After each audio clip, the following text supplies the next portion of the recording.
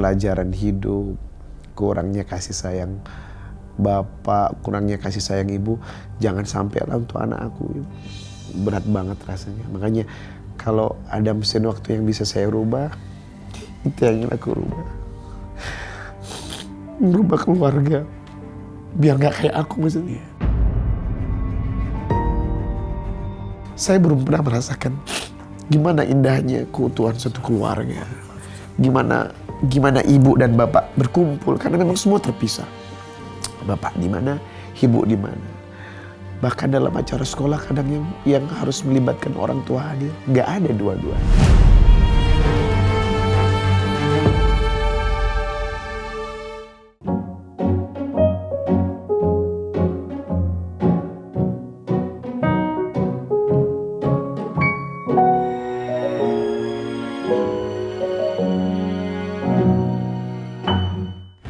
Cinta itu mempertemukan, cinta itu menyatukan, cinta itu memisahkan, bahkan kadang cinta itu meninggalkan. Tapi satu hal yang pasti, cinta itu punya kekuatan.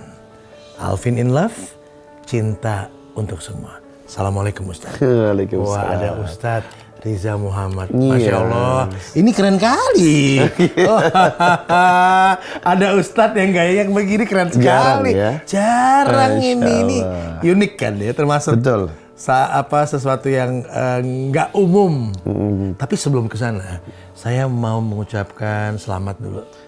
Ya, congratulations, selamat Ustadz untuk akhirnya ya. Akhirnya ada si kembar terjawab. Penantian 8 tahun. Luar biasa Bang. Wah, itu bagaimana rasanya Ustaz? Rasanya memang ekspektasi saya itu dari anak pertama adalah laki.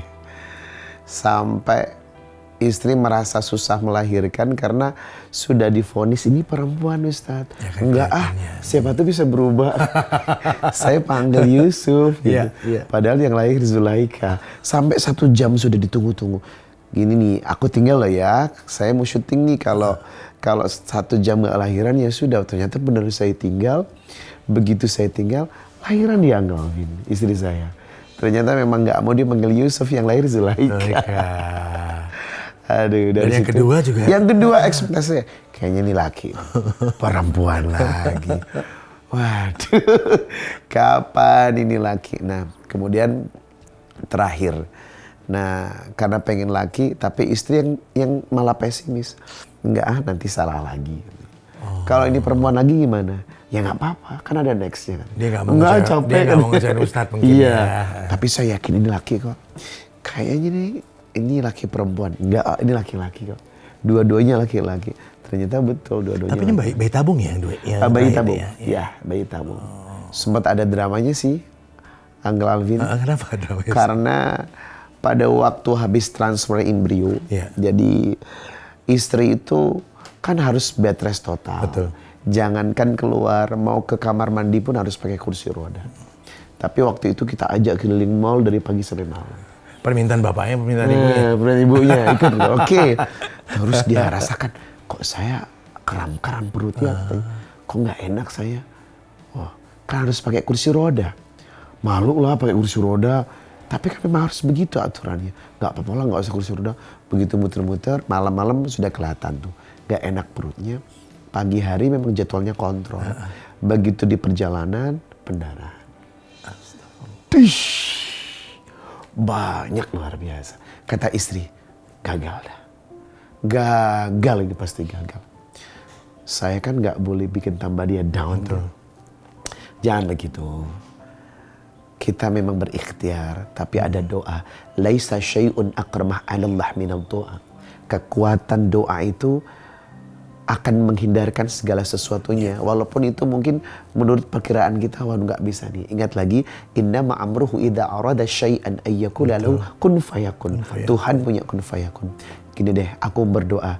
Doanya Zakaria tentang keselamatan seorang bayi. Saya berdoa dan bertawasul, ya Rob, aku pernah menyelamatkan 2 orang anak untuk kehidupan.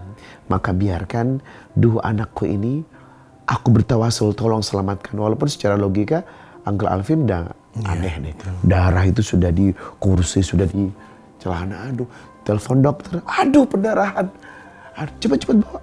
Kok bisa ya? Ya karena kemarin nggak mau pakai kursi roda. Saya berdoa, kita cek aja. Apakah betul-betul memang nggak jadi transfer embrio ini? Dicek, alhamdulillah denyut bayinya masih ada. Masya Allah. Masya Allah. Luar biasa. Iya. Saya merasakan the miracle ya. Keajaiban Tuhan dari doa itu. Harusnya kan logika nggak begitulah. Itulah Darah kebesaran kemana? dan kekuatan Betul, yang Maha Masya Kuasa Allah itu yang sudah kun fayakun. Kun fayakun. Apa dia berkehendak, Betul Uncle. maka akan jadi. Itu yang semakin membuat saya, manusia ini dhaif, lemah. Dan memang harus dekat sama Tuhan. Disitulah kekuatan Tuhan bekerja. Di saat kita memang sudah nggak mampu untuk melakukan apa-apa. Jadi lengkap sekarang ya hidupnya. Lengkap. Keluarga besar Keluarga kelihatannya sekarang ya. besar, cowok 2, anak cewek 2. Tapi saya pastikan istri tetap 1. Jangan. Nanti kita sampai pertanyaan itu. Iya. Udah ta'aruf jangan 2 dong. Gimana sih Ustaz? Jangan. Ada ceritanya teman-teman. Jadi ketemunya ta'aruf ya? Iya, betul. Masya Allah. Jadi kita ketemu di lokasi syuting. Nggak kenal sama Nggak ya? kenal. Awal-awalnya. Tapi pertama kenal. Saya dari situ makanya saya tahu. Gitu ya? Nggak. Kita ketemu di ruang make up di episode yang sama. Karena saat itu kita sudah masuk di episode 54. Sering gonta-ganti pasangan saya masuk. Saya lihat pertama kali, anak ini cantik. Tapi kecil.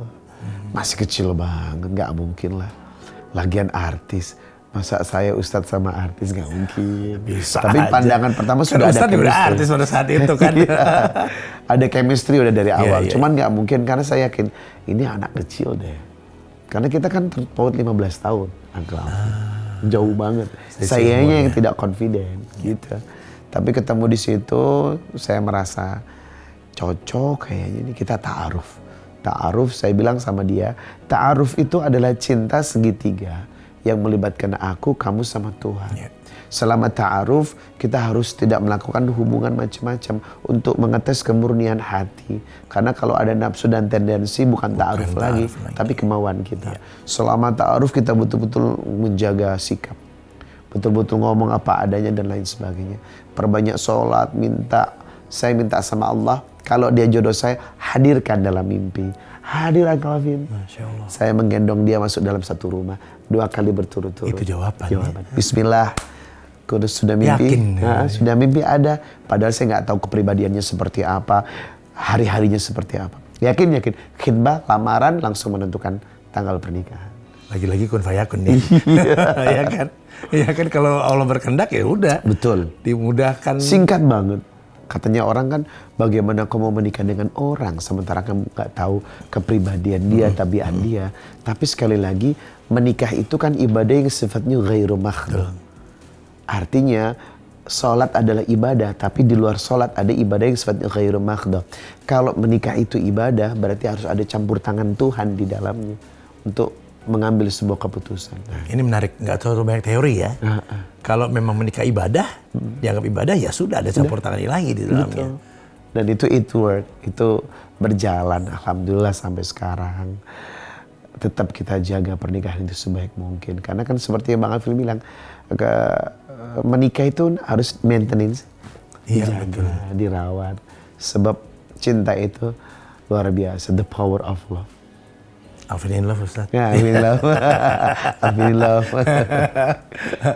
Saya undang Ustadz Riza kemarin teman-teman. Karena coba buka tuh sosial media, buka internet. Ustadz yang paling gemar, paling banyak diomongin soal gym. Betul. Ya beliau ini gitu, Masya Allah gitu loh. Mungkin itu aku yang bertamaan kan. Dalam artian dari profesi aku sebagai seorang ustadz penceramah. Iya. Itu pertama yang ke dunia gym dan terang-terangan. Karena selama ini banyak kontra, dibully lah. Dan kalau saya nge-gym kan pakaiannya kebuka kan. Tank top. Oh iya. Woi aurat, oi.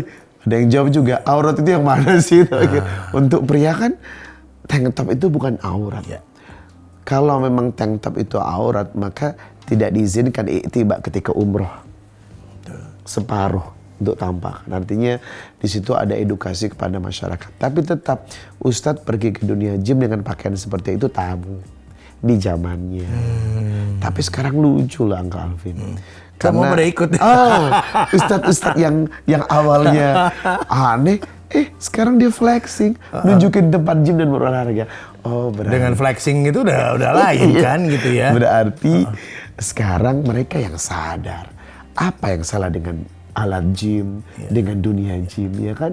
Karena kita niatnya mau olahraga, mau pengen sehat, bentuk badan yang bagus. Ikhtiar. Iya. Ya kan, bagian dari ikhtiar ya. Kalau kita kembali kepada hadis, Rasulullah itu perutnya seperti batu yang disusun. Masya Allah. Kertas yang dilipat, berarti six-pack. Rasulullah perutnya bagus, dadanya lebih maju daripada perutnya. Bahkan di zaman Umar bin Khattab, kalau ada orang yang perutnya buncit ditebuk, mahada, apa ini? Hadza anugerah lah, dzalika musibah, itu musibah itu. Nggak mungkin seorang muslim memelihara perut seperti ini. Ini tanda malas beribadah. Nah dari situ sebenarnya sudah banyak spirit dan motivasi. Ya? Iya. Olahraga itu penting. Bahkan Nabi berkata, ni'matan maghbunum fihima katsirun minan nasi sihhatu wal faragh. Dua nikmat yang jarang dan gagal disyukuri, sehat dan waktu luang. Berarti sehat kan jarang manusia untuk mensyukurinya karena lupa kan. Itu kenapa saya tetap bersikukuh pergi ke dunia gym dari tahun 2012 lah. Tetap saya nge-gym sambil ceramah. Lama itu. Udah lama nge-gym sambil Yang men-trigger pertama kali melakukan gym itu apa? Pertama dulu awal-awal dulu atau masuk jadi ikut entertainment industri belum ya kan? Enggak, cuman kan tahun 94 sempat ikut ajang pencarian bakat ya. Sering banget tuh. TV tempat saya berada ya. Ya betul. Pada saat itu ya. Betul, 95 juga iya, 98 juga iya. Tapi sebenarnya kan lebih kepada Allah itu indah dan menyukai keindahan. Maka seseorang yang good looking, enak dilihat, proporsional, itu berarti menyenangkan orang lain dan itu ya. Indah dipandang orang lain. Itu ibadah. Makanya itu yang saya jaga sih. Ustadz pun nggak harus Ustadz keren itu bagus loh, iya kan? Malah kalau Ustadz peramelnya berantakan, perut buncit kemana-mana, nggak enak dilihat. Nah dari situ saya belajar, ternyata memang indah itu harus ada di manapun dan profesi apapun enak. Betul juga ya. Dan bisa jadi storyteller dan contoh kan. Betul, gitu loh. betul. Ya, contohnya sekarang aja, yang awalnya dibully, sekarang dicontoh. Bulian apa yang paling tidak enak didengar, Ustaz? Tentang gym ini ya? Banyak banget. Terutama kan karena ini memang sesuatu yang mungkin tidak wajar. Ini Ustadz. Di mana letak ketidakwajaran gym itu? Ya, karena mungkin alat-alat ini memang tidak ada di zaman Rasulullah ya. Itu yang pertama. Yang kedua, mungkin dari cara saya pakaian kan, suka tank top. Saya pikir masa iya harus pakai jubah saya nge-gym kan? Atau baju koko, ya nggak mungkin lah. Karena menyesuaikan dengan kondisi dan tempat. Yang ketiga mungkin khalwat. Berikhtilat, berbaurnya antara perempuan dan laki-laki dalam satu ruangan. Nah, jadi memang dari sudut pandang syar'i itu banyak hal yang mereka kejar. Mereka habiskan, ini nggak wajar, ini begini, apa ini, ustadz model seperti ini, ustadz akhir zaman, macam-macam lah, semua lah. Tapi menanggapi itu bagaimana? Saya nggak pernah nanggapi. Kenapa Ustadz? Bagi saya, kalau saya sering dipuji, maka saya butuh haters. Kalau saya sering dipuji, saya butuh seseorang yang mengkoreksi atau menghina saya. Sehingga antara pujian dengan hinaan bikin saya balance. Artinya kalau saya disakiti atau dikatain macam-macam, saya melihat mungkin ini bagian dari kekurangan saya dan saya bersyukur. Dan yang penting adalah jangan pernah membalas keburukan dengan keburukan. Itu prinsip aku dari dulu. Haters yang banyak, bikin kalimat-kalimat bulian, black campaign dan lain sebagainya, silakan. Kenapa bila orang membuli kita, mengeluarkan kata-kata yang tidak baik dan pantas kepada kita, itu seperti cermin kan pada kita ya. Betul. Supaya kita tidak melakukan hal yang sama seperti itu kan. Dan yang paling penting ada satu pesan Allah dalam surat Al-Furqan ayat 63. Ibadur Rahman. Orang-orang yang dicintai Allah itu punya ciri-ciri. Ibadur Rahman adalah yamshuna 'alal ardi haunan, berjalan di muka bumi itu dengan rendah hati, tidak sombong. Wa idza tabalahumul jahiluna qalu salama, ketika dimaki sama orang-orang bodoh, dicaci maki, qalu salama, balas dengan kalimat yang baik, balas dengan kalimat yang santun. Nah, ini petunjuk. Kalau kita membalas dengan kalimat yang buruk, berarti kita bukan ibadur Rahman. Saya ingin menjadi hamba yang disayang Allah. Makanya cacian, makian, bulian, silakan aku nikmati aja. Yang penting jangan membalas. Balas dengan doa. Semoga Allah memberkahinya. Oh, dahsyat itu. Itu yang membuat saya gak mempan mau dibully seperti apapun, silakan. Terus saja lanjut ngejim ceramah. Apa bedanya Ustadz Riza yang sebelum gym sama setelah gym? Bentuk ya, betul. Selain ya, itu apa? Saya minum Ustadz ya? Siap. Yang kedua, stamina aku itu sebenarnya dari olahraga, Uncle Alvin. Oh iya, kan harus kemana-mana ya? Iya, saya kan kerjanya dibilang overload ya. Dari pagi ketemu pagi, berangkat subuh, pulang subuh. Saya tidak pernah pakai namanya vitamin. Paling nggak madu, kemudian habatus syauda, sama olahraga. Nah, ternyata setiap olahraga itu akan menunjang perform saya, nafas saya. Saya kalau ceramah kan betul-betul all out. Ada nyanyinya lah, ada macam-macamnya lah, jadi powerful banget. Makanya dengan olahraga itu menunjang bakatnya disalurkan juga. Betul. Ya. Karena jadi ustadz pun entertainer kan. Betul. Ya. Bagaimana membawakan materi yang akan di-sharing kepada orang-orang, membuat orang-orang bisa menangkapnya dengan lebih mudah tentu kan. Sebenarnya Ustadz Riza dengan Uncle Alvin nggak jauh beda. Masya Allah, ya beda. Kita sama-sama bergerak di bidang itu benar. Public speaking gitu. There is a message, ada pesan yang kita sampaikan kepada orang, ya kan? Agar orang bisa mengerti apa yang kita sampaikan dan mengikuti apa yang kita sampaikan. Gitu. Cuman saya kan kontennya agama gitu, tapi sebenarnya sama sih. Nah, ketika seperti kita ini dibaurkan semuanya, ada sense of entertainment, kemudian seninya masuk, body language, bahasa tubuh yang pas dengan ucapan yang kita keluarkan, itu insya Allah orang lebih nyaman. Betul, tapi tidak ada yang protes Ustadz? Dengan gaya Ustadz sendiri? Justru itu tuntutan awal. Waktu saya mau tampil di TV, mau jadi Ustadz TV itu nggak mudah. Karena harus ada branding. Betul. Harus ada karakter.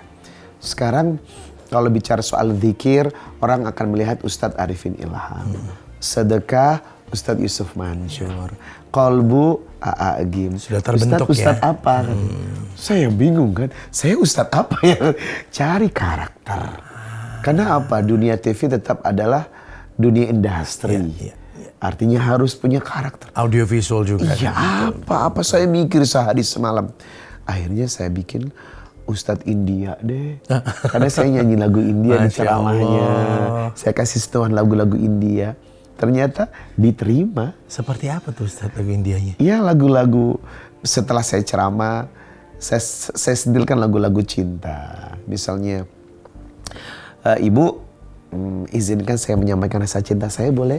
Boleh. Kita heman apna milan dunia mein बिकरार है कहूँ ना प्यार है कहूँ ना प्यार है. Aku cinta kamu dalam bahasa India. Oh, itu artinya. Itu masuk. Karena rata-rata orang Indonesia ini penyuka India. Iya. Saya ceramah di mana-mana, saya nyanyi lagu yang happening, yang hits, mereka tahu. Nah, itu karakter saya. Kenapa? Saya bikin Ustadz India aja. Ice breaking itu kali ya. Kayak gitulah. Kayak kalau kita lagi gitu. Tapi dulu memang awalnya itu nggak mau jadi Ustadz ya? Saya bukan pengen jadi aktor. Justru bukan aktor sebenarnya tujuan saya. Saya pengen jadi seorang seperti Uncle Alvin. Masya Allah. To be a presenter.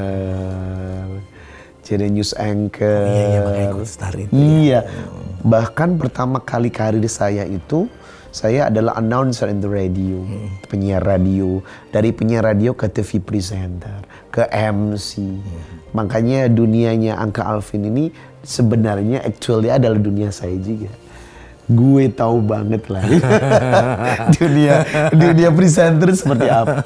Tujuan saya begitu. Iya. Ke arah situ. Memang saya dari pesantren. Terus jadi ustadz. Situ Bondo ya?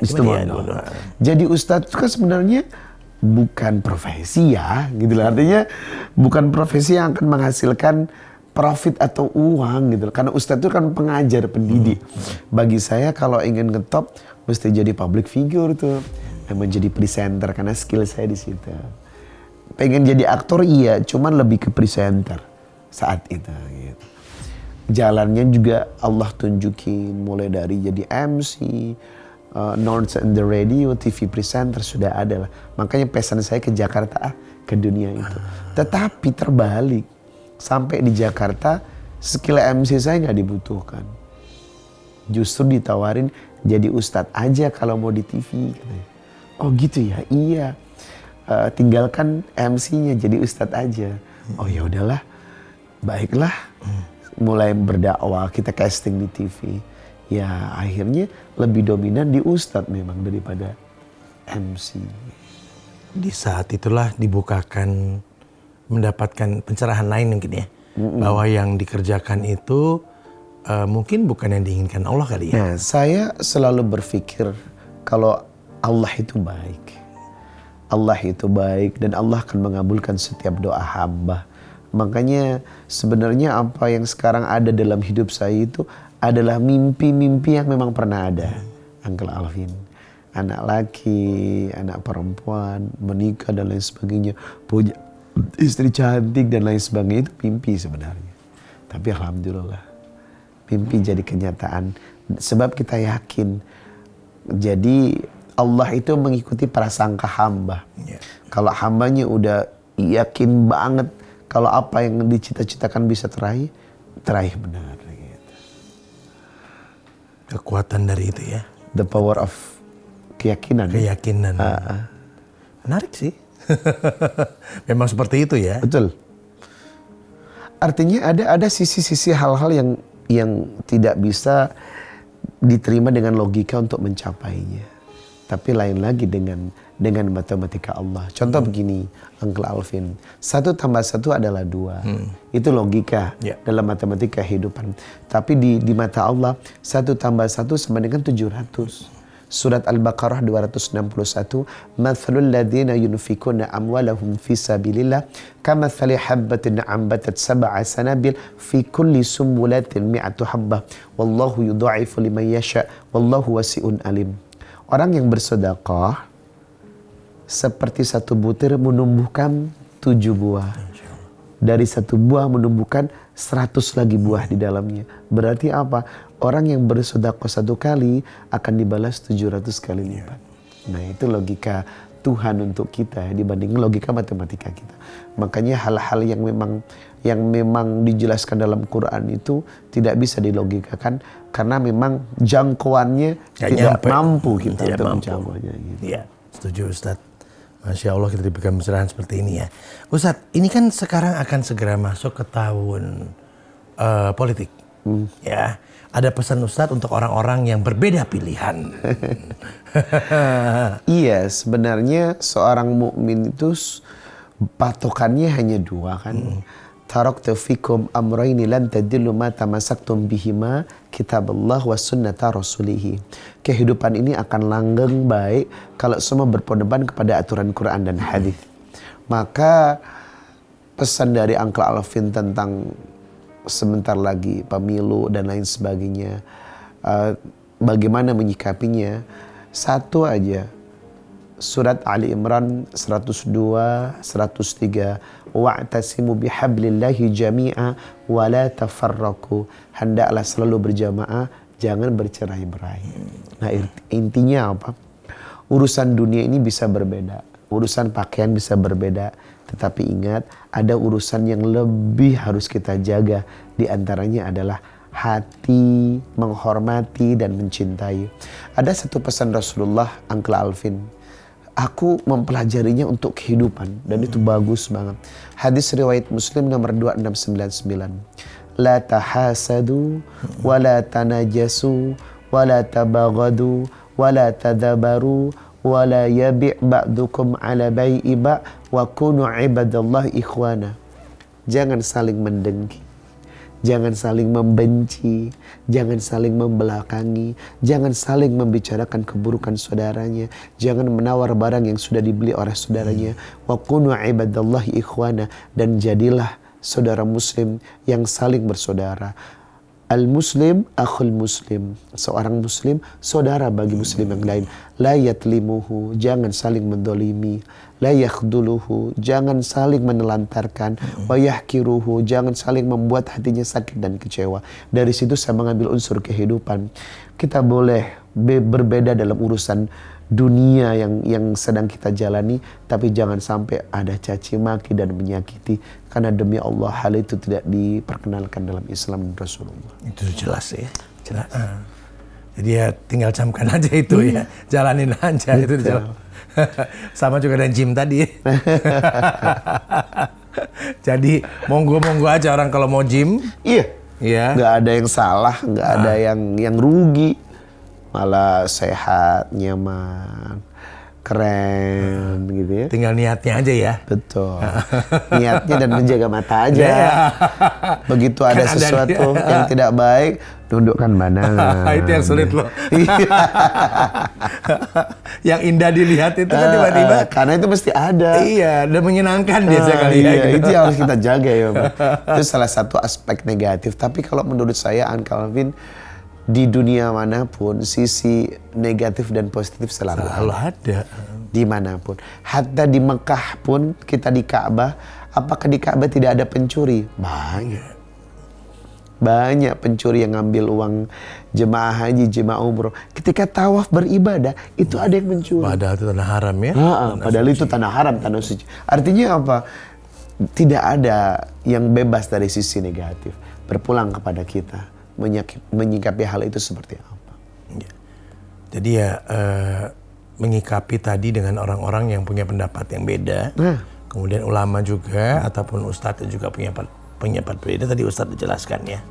Bahwa silakan aja masing-masing ya. Betul. Silakan masing-masing punya pilihan masing-masing, tapi jangan saling menyakiti, melukai, membenci. Itu tidak boleh dalam Islam. Karena bagian daripada hati kita. Kalau orang sudah tidak membenci, tidak mendengki, tidak melukai, tidak mendolimi, aman dunia. Aman sekali. Kalau gitu kita bikin aja jemaahnya ikut gym bareng. Iya kan? Bikin aja ini apa kan seperti apa gitu. Bersama Ustadz Riza gitu loh. Gym sambil tausiah. Aku pernah loh. Itu menarik tuh sambil gym sambil tausiah. Gimana bisa konsennya? Tidak semua anak di gym itu obrolannya tentang dunia, itu salah besar. Kadang kita nge-gym bareng. Tergantung tempatnya di mana kali Ustadz? Enggak juga. Di gym kita lagi nge-gym bareng nih. Makanya main apa bro, main chess. Nah, di luar obrolan chess itu kita ngobrol soal agama. Ustadz, kalau hukumnya ini seperti apa ya? Misalnya begini seperti apa? Jadi selama kita nge-gym, betul angkat beban, tapi obrolannya obrolan masjid. Obrolan agama. Artinya kita tidak boleh langsung memberikan stigma negatif kalau orang yang di gym itu pasti orang yang nggak benar. Dan tidak ada obrolan yang bermanfaat di sana, itu salah besar. Karena di belahan dunia manapun selama kita baik dan berbicara tentang yang baik, insya Allah hasilnya juga baik. Iya, setuju saya. Oh, saya pengen kasih ini nih. Ini saya ada sedikit beberapa pertanyaan-pertanyaan yang ingin dijawab oleh Ustadz dengan secara cepat. Cepat ya? Langsung siap. gitu ya. Ini menguji kecerdasan saya juga nih kayaknya. Enggak sih. Kan udah habis gym, endorfinnya kan bagus, hormonnya. Jadi pasti jawabannya akan lebih cepat ya. Siap Ustadz ya? Siap. Jangan lama-lama ya. Langsung. A atau B? Pakai atau kan ya. Baik ya. Pertanyaan pertama, kecil atau besar? Besar. Kenapa? Karena memang aku suka yang besar-besar, mobil besar, badan besar. Quality time bersama keluarga atau nge-gym? Quality time bersama keluarga. Perbandingannya? Kalau nge-gym itu berbicara soal privasi diri kan. Tetapi kalau sudah berbicara tentang keluarga, itu kepentingan di atas segala-galanya. Maka kepentingan diri harus tetap di bawah kepentingan keluarga. Ya. Jogging di taman atau indoor? Saya lebih suka indoor. Treadmill berarti ya? Ya, indoor. Karena masih bisa sama keluarga kali. Iya. Kemudian kalau punya mesin waktu dan bisa balik lagi ke masa lalu, apa yang mau Ustadz ubah? Yang ingin saya ubah itu adalah kehidupan keluarga. Karena memang saya berasal dari keluarga broken home yang sejarahnya kehidupannya itu luar biasa. Air mata dan derita itu aku rasakan. Kalau bisa adalah bagaimana dulu saya bisa mengembalikan orang tua, hidup dalam keluarga yang damai. Karena aku nggak pernah merasakan gimana sih utuhnya ibu dan bapak dalam satu rumah tangga. Itu yang bikin saya, oh Masya Allah. Yang bikin saya betul-betul menjaga keluarga ini karena itu Uncle Alvin. Karena memang masa lalu saya yang luar biasa.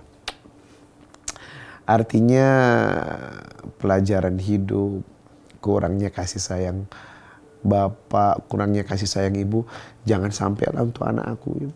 Berat banget rasanya. Makanya kalau ada mesin waktu yang bisa saya rubah, itu yang ingin aku rubah. Merubah keluarga, biar gak kayak aku maksudnya. Biar penderitaannya gak saya. Jadi merasakan kayak satu sisi butuh ibu, satu sisi butuh bapak. Makanya nanti anak-anak saya jangan seperti itu. Jangan seperti itu, berat banget. Saya belum pernah merasakan gimana indahnya keutuhan satu keluarga. Gimana ibu dan bapak berkumpul, karena memang semua terpisah. Bapak di mana, ibu di mana. Bahkan dalam acara sekolah kadang yang harus melibatkan orang tua hadir, nggak ada dua-duanya. Jadi saya merasakan kalau hal yang bisa diputar itu yang saya putar. Itu yang saya putar, bagaimana cara saya bisa menikmati kasih sayang dua-duanya utuh dalam keluarga. Dan itu yang menjadi pesan saya untuk keluarga saya sekarang. Uncle Alvin, jangan sampai saya berantakan. Karena korbannya adalah saya merasakan betul-betul kehadiran orang tua dan hangatnya orang tua dalam rumah tangga itu betul-betul saya belum bisa menikmati sampai hari ini. Dan mudah-mudahan tidak dialami oleh Amin. anak-anaknya. Amin ya Rabbal Alamin. Jadi nangis saya Ya, kan. maaf Ustadz ya. Suami yang baik atau ayah yang baik? Suami yang baik atau ayah yang baik? Suami yang baik. Karena suami baik pasti udah ayah yang baik. Betul, ya? Karena bagaimanapun anak itu akan tercipta dari kondisi psikologis ibu yang baik. Kalau kata Rasulullah, akmalul mu'minina imanan ahsanuhum khuluqan wa khairukum linisaihim khuluqan. Sebaik-baik laki-laki adalah laki-laki yang berakhlak kepada istrinya. Kalau istrinya sudah senang, bahagia bersama suaminya, otomatis pasti akan bisa mendidik anaknya. Makanya suami yang baik. Ya. Pesan 1, 2, 3, 4, wah 5 udah. Nah ini ada pesan Ustadz untuk pasangan suami yang belum diberi momongan mungkin. Oh Masya Allah. Ya. Ujian kehidupan terberat para nabi itu adalah anak. Ya. Nabi Ibrahim menunggu 86 tahun. Nabi Zakaria itu nunggu sampai usia beliau tua dan kakek-kakek. Artinya apa? Tetap berdoa kepada Allah. Dan saya yakin hajatnya pasti dikabulkan walaupun menunggu dengan angka yang sangat lama. Belajarlah kepada Nabi Ibrahim, belajarlah kepada Nabi Zakaria. Maka doa-doa yang bisa diambil dari beliau, ambillah sebagai penguat agar juga Allah kabulkan doanya. Rabbi habli minas solihin, itu doa Nabi Ibrahim. Hunalika da'a Zakaria rabbah qala rabbi habli min ladunka dzurriyyatan thayyibah innaka sami'ud du'a. Itu doa Nabi Zakaria. Walaupun istrinya mandul, betul-betul gak mungkin, tapi sekali lagi kun fayakun. Tetap berdoa dan optimis kalau Allah pasti mengabulkan apa yang kita inginkan. Ustadz, apa arti cinta untuk seorang Ustadz Reza Muhammad? Oh Masya Allah. Cinta itu sesuatu yang betul-betul bisa merubah semua keadaan. Kita belajar dari hadis Rasulullah. Innallaha tabaraka wa ta'ala qad ahabba abdan. Ketika seseorang mencintai seorang hamba, nada Jibril, ia memanggil Jibril. Ia katakan kepada Jibril, innallaha qad ahabba fulana, aku mencintainya.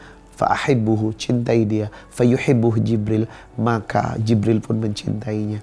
Kalau sudah Jibril dan Allah mencintai, penduduk langit mencintai, penduduk bumi mencintai, maka semua makhluk akan mencintai kita. Maka hal yang paling besar dalam kehidupan itu adalah cinta. Selama ada cinta lebih besar, maka benci akan mengecil. Selama cinta lebih kuat, maka kebencian akan terbuang jauh.